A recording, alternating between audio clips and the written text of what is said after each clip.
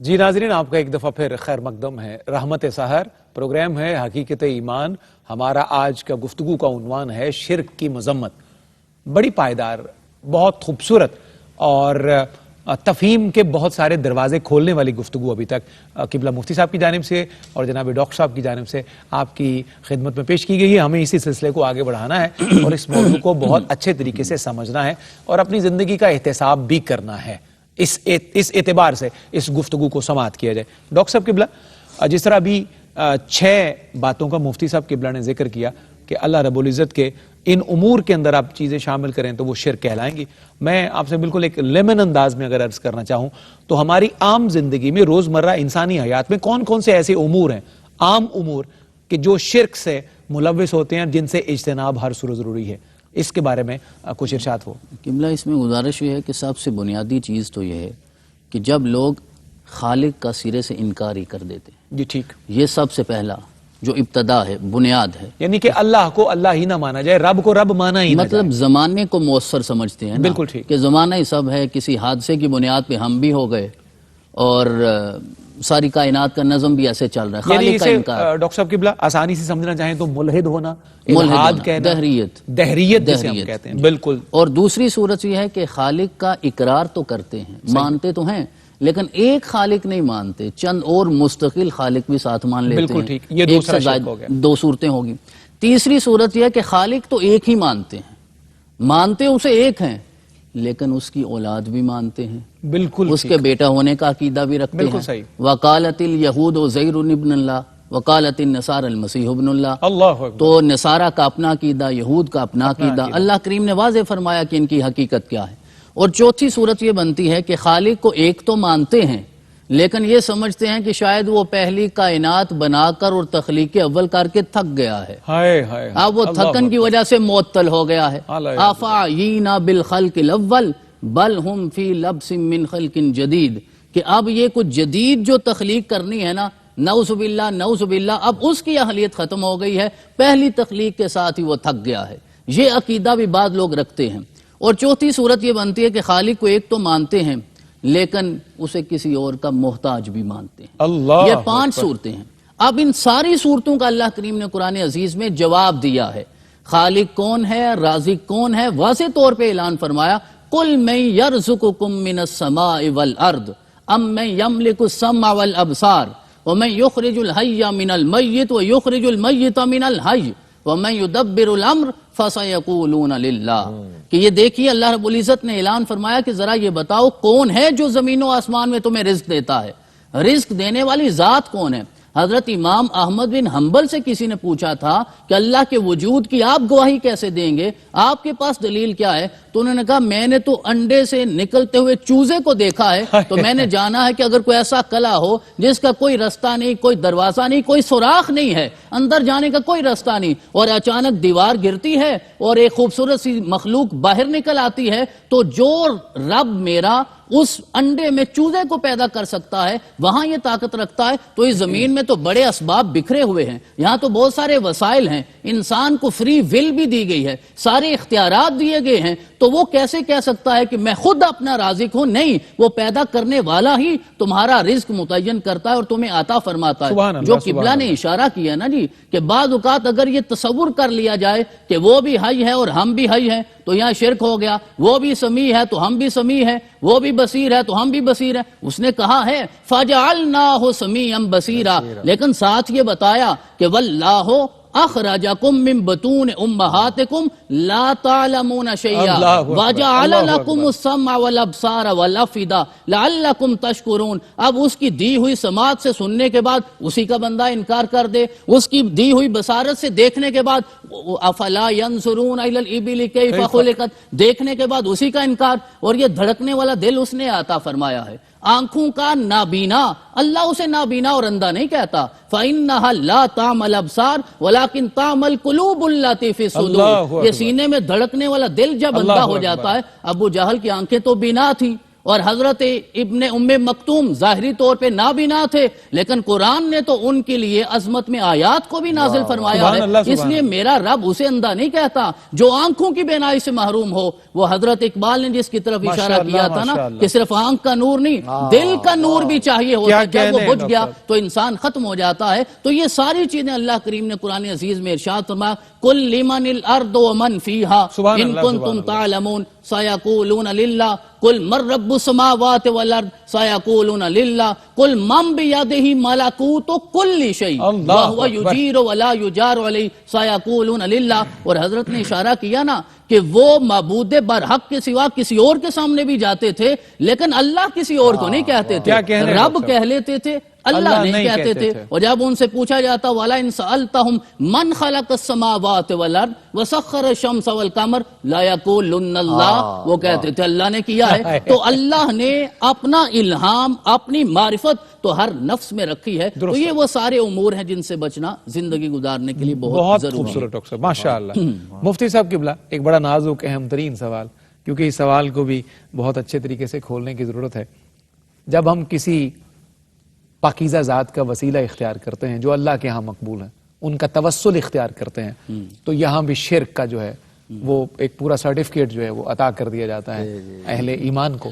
اس بارے میں ہمیں قرآن، شریعت، ہمارے کریم آقا کیسے اس بارے میں ہماری رہنمائی کرتے ہیں؟ بالکل آغاز ہم نے یہیں سے کیا تھا، یہی مس انڈرسٹینڈنگ ہے جی ہاں، بالکل، اور مس پرسیپشن ہے۔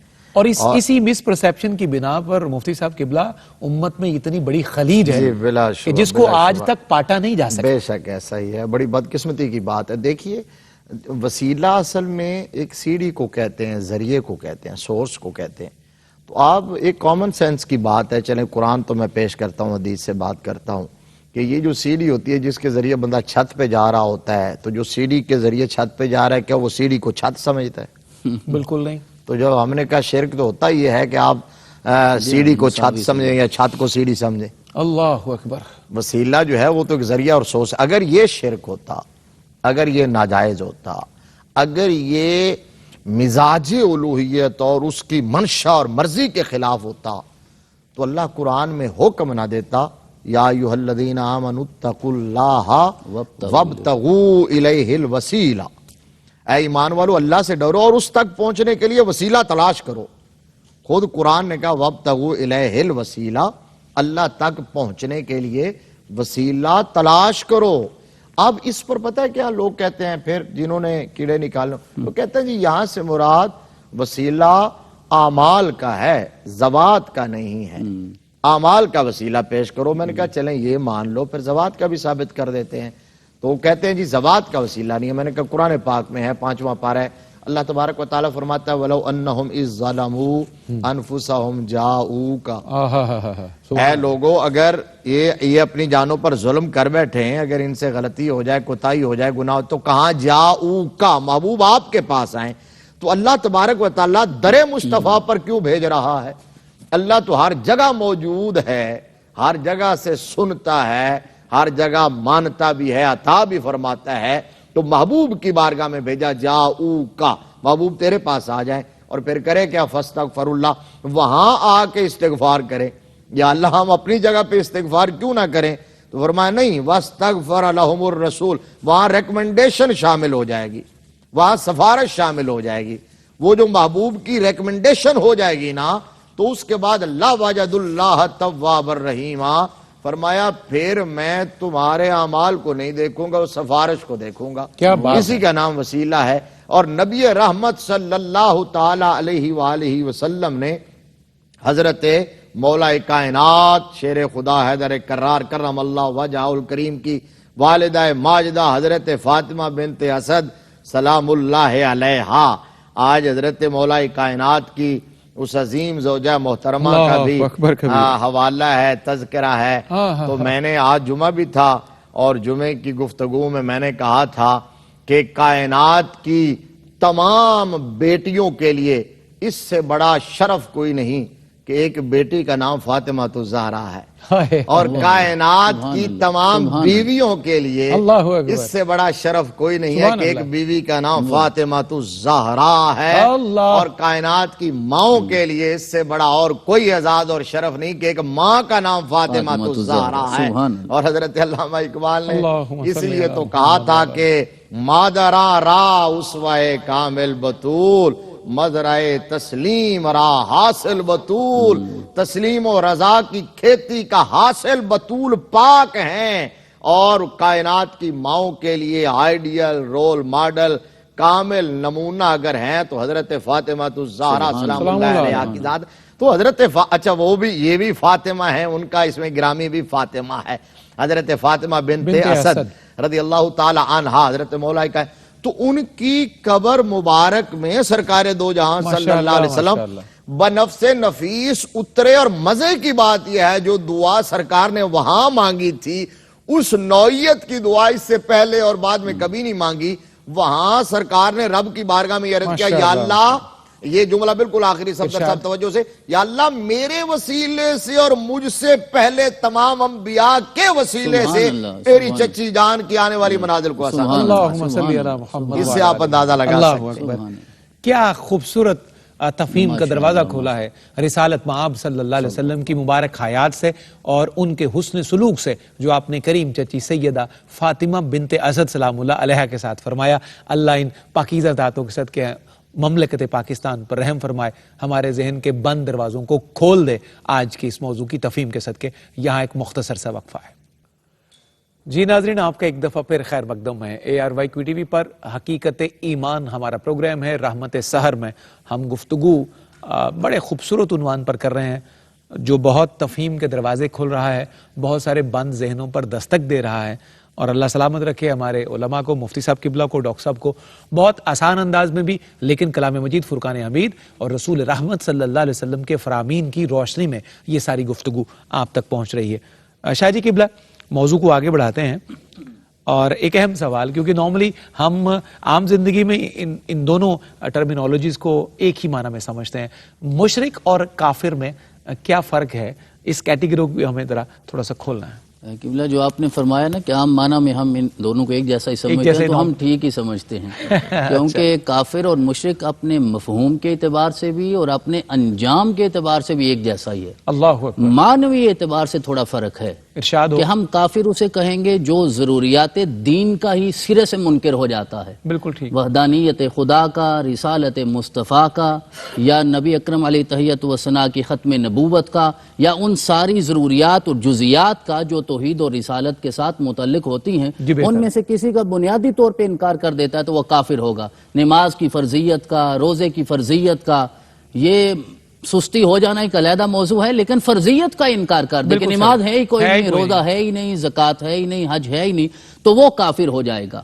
اور جو مشرک ہے وہ وحدانیت کا اقرار بھی کرتا ہے اور ان امور شرکیہ میں مبتلا ہوتا ہے جو ہم نے پہلے عرض کر دیا، کہیں ابن اللہ کا عقیدہ ہوتا ہے، کہیں نعوذ باللہ اللہ کی جانب اس بات کو بھی منسوب کر دیا جاتا ہے کہ رات کا وقت ہے، زمانہ سو رہا ہے تو وہ بھی سو رہا ہوگا۔ لا تاخذہ سنۃ ولا نوم، اس نے جواب دیا ہے۔ یہ جو آیت الکرسی ہے، حضرت امام شافعی ارشاد فرماتے ہیں کہ اسے تلاوت کرنا اور اسے سمجھنا، اللہ کریم نے اپنے 10 اوصاف اس میں بیان فرمائے ہیں۔ یہ صرف ایک آیت نہیں ہے، اس میں 10 اوصاف اللہ نے بیان فرمائے ہیں جو اللہ لا الہ الا ہو سے شروع ہوتا ہے اور وَهُوَ الْعَلِيُّ الْعَظِيمُ پہ جا کے اختتام ہوتا ہے، اور اس میں یہ فرمایا گیا کہ وَلَا يَؤُودُهُ حِفْظُهُمَا، وہ زمین اور آسمان کی حفاظت کرتے ہوئے تھک نہیں گیا، تم یہ سمجھو کہ تھک گیا ہے، تو وہ وحدانیت کا اقرار بھی ہوتا ہے، لیکن کہیں نہ کہیں اس چیز کا انکار ہوتا ہے، یا دیگر شرکاء کو اس میں مبتلا کیا جاتا ہے۔ ابن اللہ کا عقیدہ ہے، عقیدہ تثلیث ہے، تو ایسے عقائد رکھنے والا مشرک ہے، اور جو ضروریات دین کا بنیادی طور پہ انکار کر دیتا وہ کافر ہوتا ہے۔ لیکن مشرک اور کافر اگر اسی طرح چلتے رہے تو انجام ان کا کیا ہوگا؟ ان الذین کفروا من اہل الکتاب والمشرکین فی نار جہنم خالدین فیہا اولئک ہم شر البریہ۔ تو تو کافر کو بھی اللہ رب العزت نے اپنی بدترین مخلوق کہا ہے، اور جو مشرک اپنے شرک پہ اصرار کرتا ہے اسے بھی اللہ رب العزت نے بدترین مخلوق کہا۔ میں دو جملے اللہ آپ کی اجازت سے صرف یہ عرض ارشاد ہو۔ کرنا چاہوں گا جو قبلہ نے وسیلے کے حوالے سے کہا۔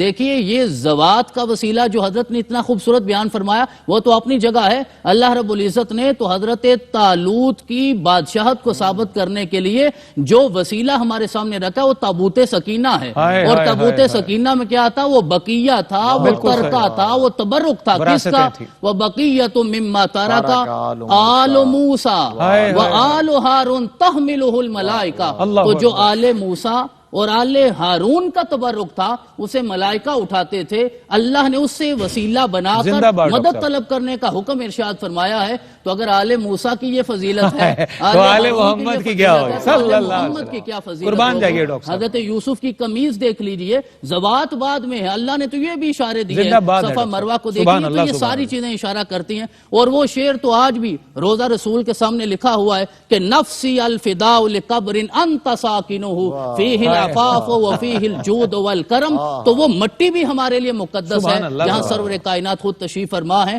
تو آپ سے متعلقہ جو زوات ہیں وہ اہل بیت ہوں یا صحابہ کرام ہوں، ان کی عظمت کے کیا؟ سبحان اللہ ڈاکٹر صاحب، سبحان اللہ۔ کیا خوبصورت گفتگو ہے، اور اسی گفتگو کے دوران عرض پاکستان کی عالمی شہرت یافتہ ثنا خان شخصیت، ثنا گو بھی، ثنا گر بھی، اللہ نے انہیں بڑی عزتیں اور برکتوں سے نواز رکھا ہے۔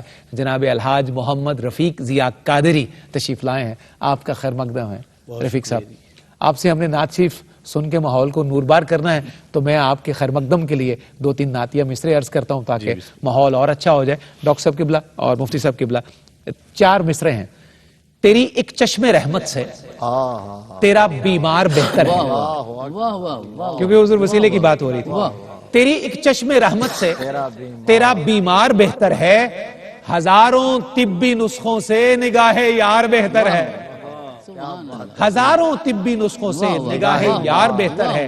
اور مفتی صاحب قبلہ، شہنشاہی سے بڑھ کر ہے تیری پاپوش برداری، شہنشاہی سے بڑھ کر ہے تیری پاپوش برداری، سکندر سے تیرا ایک خادم دربار بہتر ہے، سکندر سے تیرا ایک خادم دربار بہتر ہے، خادم دربار بہتر ہے۔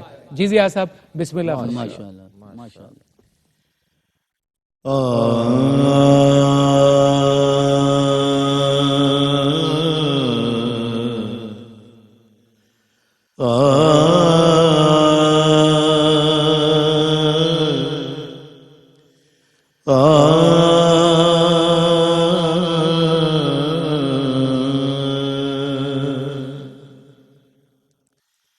ہم گناہگار بے نعمت کا دوشالہ دے دے، ہم گناہگار بے نعمت کا دوشالہ دے دے، اس کڑے وقت میں لجپال سنبھالا دے دے، اس کڑے وقت میں لجپال سنبھالا دے دے، ہم گناہگار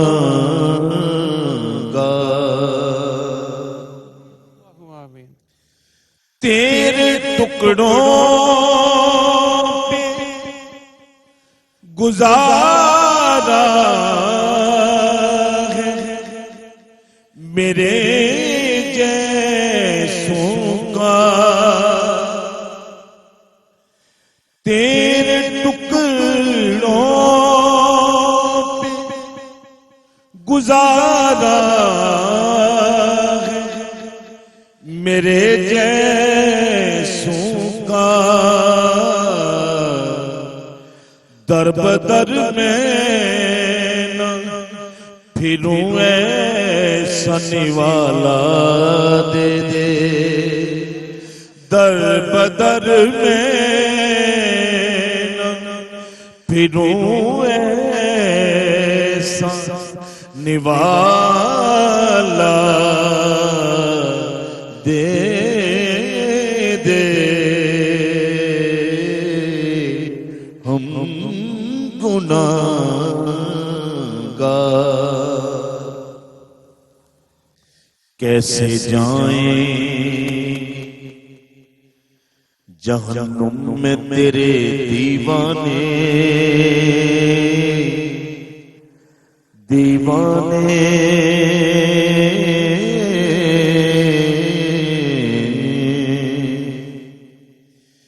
کیسے جائیں گے جہنم میں تیرے دیوانے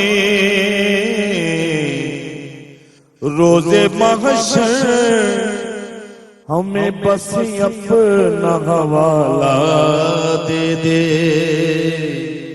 کھو نہ جائے دنیا کی اندھیروں میں ضیا اور بڑھ جائے ضیا سو جالا دے دے ہم گناہگار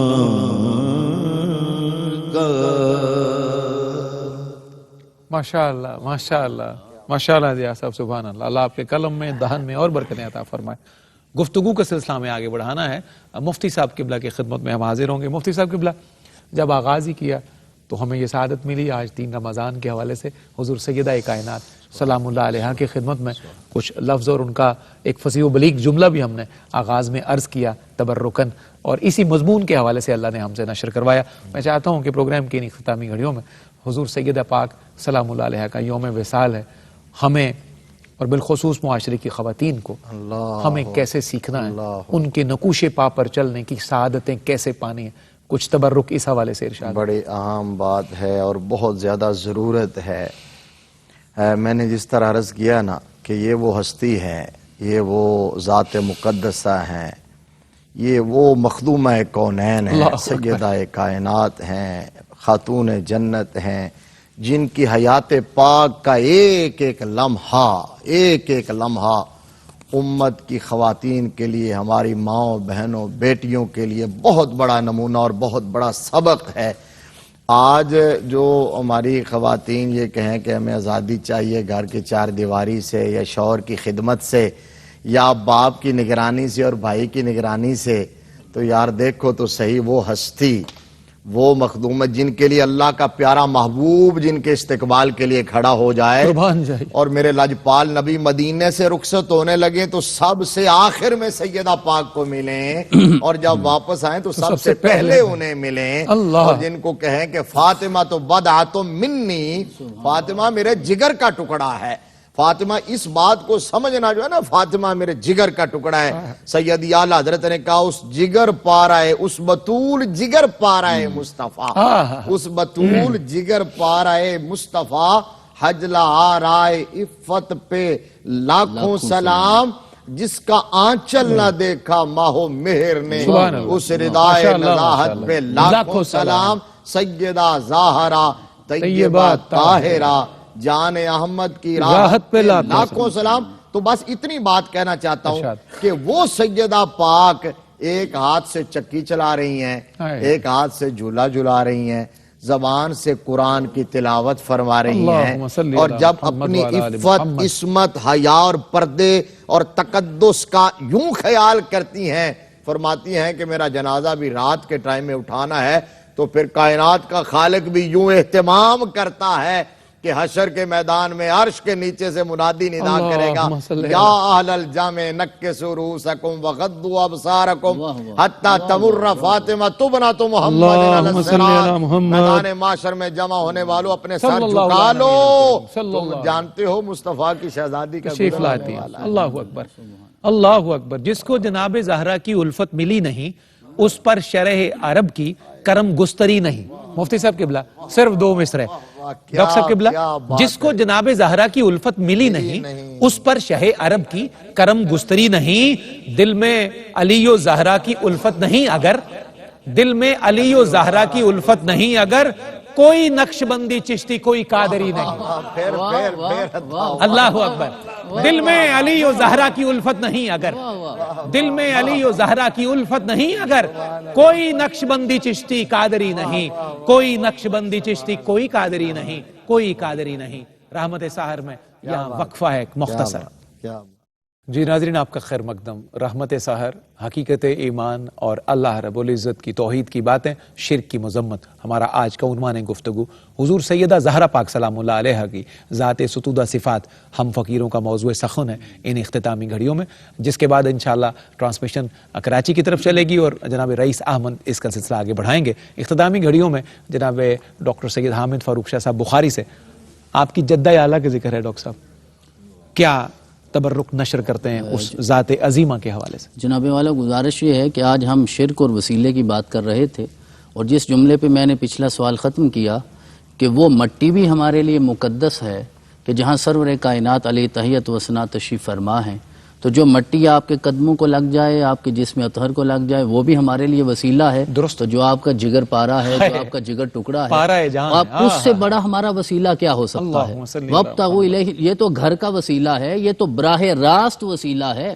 تو اگر ہم ان سے وابستہ ہو جائیں گے اور ان کی تعلیمات پہ بھی عمل کریں گے اور ان کی سیرت پہ بھی عمل کریں گے, یقیناً وہ بھی راضی ہو جائیں گی اور اپنے بابا کے حضور ہماری شفاعت کریں گے تو اللہ بھی راضی ہو جائے گا, جناب رسول اللہ بھی راضی ہو جائیں گے. تو یہ ہستی وہ ہے جسے کائنات صدیقہ بھی کہتی ہے, کائنات طاہرہ بھی کہتی ہے, زکیہ بھی کہتی ہے, عابدہ بھی کہتی ہے, راضیہ بھی کہتی ہے, مرضیہ بھی کہتی ہے, زہرہ بھی کہتی ہے, ملیکۃ الدہر بھی وہ ہیں, امینۃ الکوثر بھی وہ ہیں, اور رسول اکرم صلی اللہ علیہ وسلم نے ساری شان اس ہستی کو خود عطا فرمائی ہے. اور حضرت ام المومنین جناب عائشہ صدیقہ رضی اللہ تعالیٰ عنہا روایت کرتی ہیں کہ میری آنکھوں نے نہیں دیکھا ما رأیت احدا اشبہ سمتا وہدیا ودلا برسول اللہ صلی اللہ علیہ وسلم فی قیامہا وقعودہا من فاطمہ بنت محمد, کہ فاطمہ بنت محمد سلام اللہ علیہ سے بڑھ کر میں نے رسول اکرم کا مشابہ کسی کو نہیں دیکھا, قیام میں بھی قعود میں بھی. اور رسول اکرم صلی اللہ علیہ وسلم نے, اب اللہ نے تو آپ کو بیٹی بنایا ہے, رسول اکرم کی بیٹی بنایا, اب رسول اکرم صلی اللہ علیہ وسلم نے اس محبت کا اظہار یوں کیا, تو ہے تو میری بیٹی لیکن تو ام و ابی ہاں بھی ہے, تو اپنے باپ کی ماں بھی ہے. اب یہ سارے تعلق, سارے رشتے, جس طرح قبلہ نے اس حدیث مبارکہ کی طرف اشارہ کیا کہ جب رسول اکرم صلی اللہ علیہ وسلم کی بارگاہ میں حاضر ہوتی تو آقا کھڑے ہو جاتے. آقا اب یہ ہم ترجمہ کر سکتے ہیں ان حدیثوں کا, ترجمانی نہیں کر سکتے, اس کیفیت کو ہم بیان نہیں کر سکتے وہ کیفیت کیا ہے. اور رسول اکرم صلی اللہ علیہ وسلم نے نام ان کا فاطمہ کیوں رکھا؟ آج ہم کیوں 1400 سال بعد ان کا تذکرہ کر رہے ہیں؟ آج ان کا عرس مبارک ہے, آج ان کا وصال مبارک ہے, ہم اس وسیلے کی بات کیوں کر رہے ہیں؟ رسول اکرم نے فرمایا میری بیٹی کا نام فاطمہ اس لیے ہے کہ لِأَنَّ اللَّهَ تَعَالَى فَاطَمَهَا وَذُرِّيَّتَهَا وَفَاطَمَ مَنْ أَحَبَّهَا مِنَ النَّارِ. اللہ رب العزت نے سب کو آزادی جہنم سے عطا فرمائی. اور آخری جملہ امام جعفر صادق ارشاد فرماتے ہیں کہ فاطمہ اس لیے نام رکھا گیا ہے لِأَنَّ الْخَلْقَ فَطَمُوا عَنْ مَعْرِفَتِهَا, کہ فاطمہ کو یا اللہ جانتا ہے یا محمد رسول اللہ جانتے ہیں یا علی المرتضیٰ جانتا ہے یا وہ اصحاب جانتے ہیں جو قریب تھے, اس کے علاوہ اللہ نے مخلوق میں ان کے مقام کی معرفت کسی کو عطا ہی نہیں فرمائی. سلام بر سیدہ فاطمہ زہرا پاک سلام. مفتی صاحب قبلہ ایک جملہ. اب میں وہ بس صرف اقبال نے کہا کہ مریم از یک نسبت عیسیٰ عزیز و سہ نسبت حضرت زہرا عزیز, نور چشم رحمت للعالمین, امام اولین و آخرین, بانو یہاں تاجدار حلتا مرتضی, مشکل کشا شیر خدا, مادر یہاں مرکز پرکار عشق, مادر یہاں قافلہ سالار. سبحان اللہ, ماشاءاللہ. کیا خوبصورت اختتامیہ نصیب ہوا ہے ہمیں آج کی نشست کا. مفتی صاحب قبلہ آپ کا شکر گزار, رفیق ضیاء صاحب آپ کا شکر گزار, ڈاکٹر صاحب قبلہ آپ کا بھی شکر گزار. آئیے رفیق ضیاء صاحب سے ہم منقبت سنتے ہیں 2-3 کلمات مجھ فقیر کی جانب سے, اور پھر انشاءاللہ ٹرانسمیشن کا سلسلہ کراچی جناب شجاع الدین شیخ اسماء النبی پیش کریں گے, اور اس کے بعد رئیس احمد ٹرانسمیشن کا سلسلہ آگے بڑھیں گے. ہے بڑی بات زمانے میں سکندر ہونا, ہے بڑی بات زمانے میں سکندر ہونا, لاکھ بہتر ہے در زہرا کا نوکر ہونا. واہ واہ واہ سبحان اللہ. ہے بڑی بات زمانے میں سکندر ہونا, لاکھ بہتر ہے در زہرا کا نوکر ہونا. شرط ہے اس کے لیے حیدر و صفدر ہونا, شرط ہے اس کے لیے حیدر و صفدر ہونا. کوئی آسان تو نہیں زہرا کا ہمسر ہونا, کوئی آسان تو نہیں زہرا کا ہمسر ہونا. ڈاکٹر صاحب قبلہ مفتی صاحب ضیاء صاحب, کیا طہارت ہے تیری عصر بھی ہوتی ہے ادا, کیا طہارت ہے تیری عصر بھی ہوتی ہے ادا. ظہر پڑھ کر وہ تیرا مادر شبر ہونا, ظہر پڑھ کر وہ تیرا مادر شبر ہونا. مرتبہ حضرت مریم کا بجا پر زہرا, مرتبہ حضرت مریم کا بجا پر زہرا. ہے فقط تیرا شرف شاہ کی دختر ہونا, ہے فقط تیرا شرف شاہ کی دختر ہونا. آخری سے پہلا شعر مفتی صاحب توجہ کا طالب ڈاکٹر صاحب. گر نبوت سے کسی زن کو نوازا جاتا, نبوت سے کسی گر نبوت سے کسی زن کو نوازا جاتا, تجھ کو زیبا تھا نبی زادی پیمبر ہونا, واہ واہ واہ. تجھ کو زیبا تھا نبی زادی پیمبر ہونا. پہلے حسنی تھا ہوا پھر میں گدائے زہرا, پہلے حسنی تھا ہوا پھر میں گدائے زہرا. ہاں اسے کہتے ہیں دریا کا سمندر ہونا, ہاں اسے کہتے ہیں دریا کا سمندر ہونا. لاکھ بہتر ہے در زہرا کا نوکر ہونا, در زہرا کا نوکر ہونا. جناب رفیق ضیاء قادری ہدیہ عقیدت بحضور سیدہ زہرا پاک پیش فرماتے ہیں. زندہ ماشاء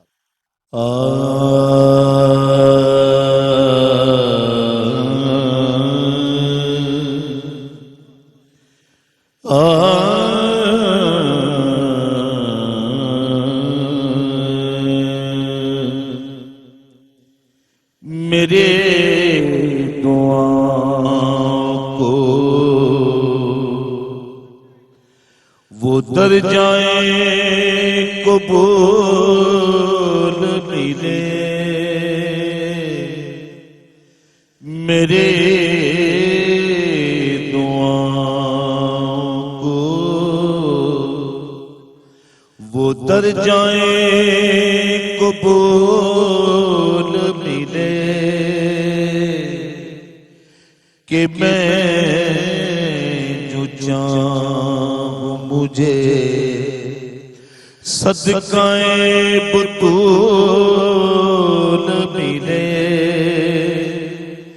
کہ میں جو چاہوں مجھے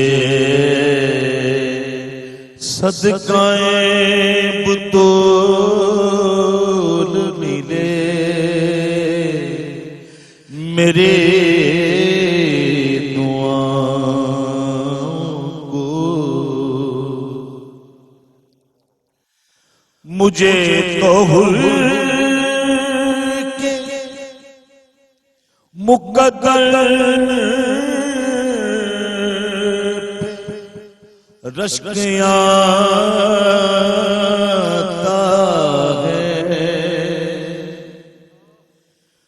مجھے تو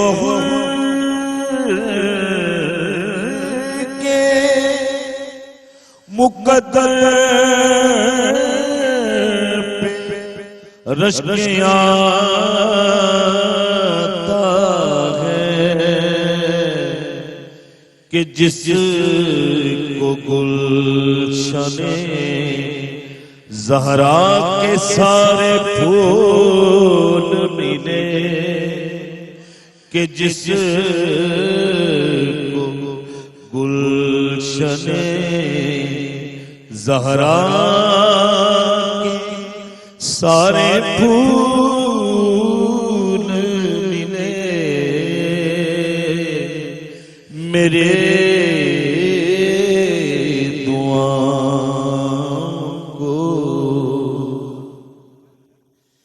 نہ سر جھکایا کٹایا ہے دین کے خاطر, نہ سر جھکایا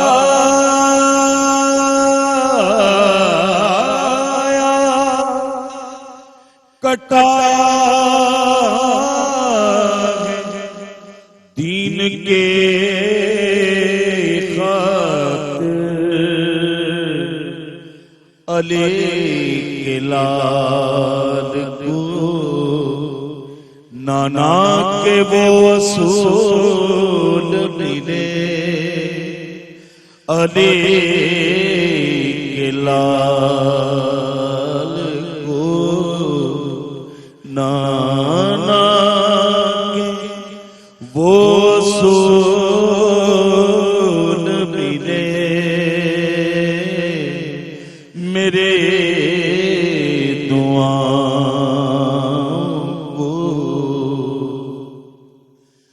چمک دمک